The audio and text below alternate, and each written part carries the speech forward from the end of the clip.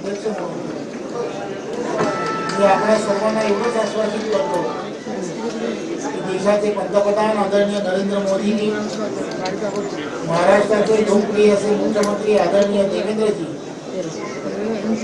त्याचबरोबर महाराष्ट्र भारतीय जनता पार्टीचे देशाचे आदरणीय चंद्रशेखर बावनकुळे या सर्वांच्या नेतृत्वामध्ये आपण सर्वजण एका राष्ट्रीय प्रवाहामध्ये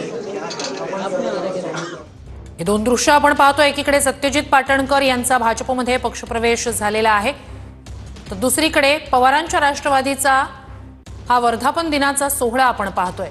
पुण्यात दोन राष्ट्रवादीचे वर्धापन दिन सोहळे पार पडतायत।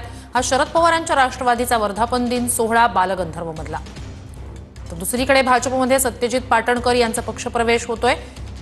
विधानसभा निवडणुकीत सत्यजित पाटणकर हे विरोधात लढलेले होते आणि आता भाजपमध्ये पक्षप्रवेश ते करतायत।